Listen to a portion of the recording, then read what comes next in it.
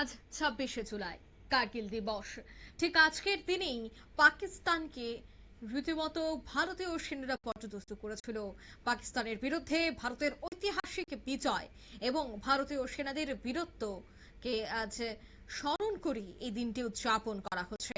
1999 সালের প্রাক্কালে পাকিস্তানি সেনা এবং জঙ্গিরা লাদাখের কার্গিল সেক্টরে নিয়ন্ত্রণ রেখা অর্থাৎ এলওসি পার করে উচ্চ পাহাড়ি চূড়াগুলি দখল করে।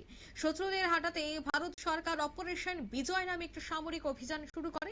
60 দিন ধরে চলা এই কঠিন যুদ্ধে প্রায় 527 জন ভারতীয় বীর সৈনিক দেশের জন্য জীবন উৎসর্গ করেন। 26শে জুলাই সমস্ত শৃঙ্খল পুনরুদ্ধার করে ভারত জয় ঘোষণা করে। শহীদদের প্রতি শ্রদ্ধা জানিয়ে এই দিনটি উদযাপন করা হয়। প্রতিকূল আবহাওয়া এবং দুর্গম পাহাড়ি উচ্চতায় সেনাদের অদম্য সাহস দেশের মানুষকে অনুপ্রাণিত করে। ঠিক তেমনি আজকে দেখা গেল রাজ্যেও কার্গিল দিবস পালন করা হয়েছে।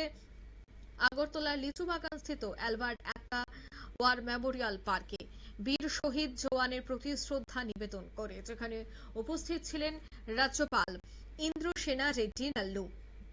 পুষ্পস্তবক অর্পণ করে তিনি শ্রদ্ধা নিবেদন করেন শহীদদের স্মৃতির উদ্দেশ্যে। তার সঙ্গে সেনাবাহিনীর উচ্চপদস্থ আধিকারিক, প্রশাসনের শীর্ষ কর্তা ব্যক্তি এবং অন্যান্য বিশিষ্ট ব্যক্তিরাও শহীদ বেদিতে পুষ্পার্ঘ্য অর্পণ করেন।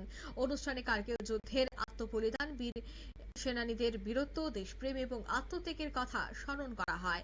এখানে উপস্থিত রাজ্যপাল ইন্দ্রসেনা রেড্ডি নাল্লু আজকের এই দিবসকে কেন্দ্র করে কি বলছেন শোনাবো।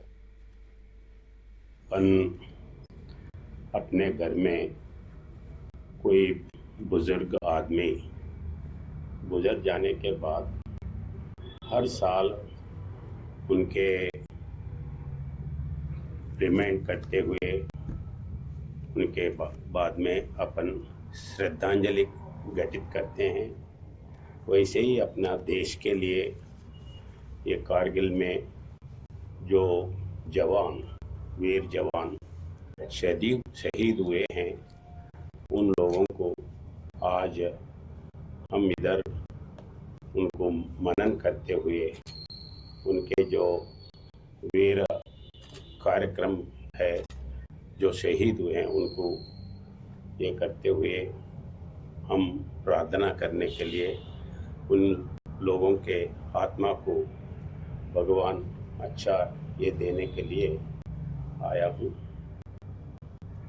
फिर एक बार वो वीर जवानों को आत्मा को भगवान शांति दे।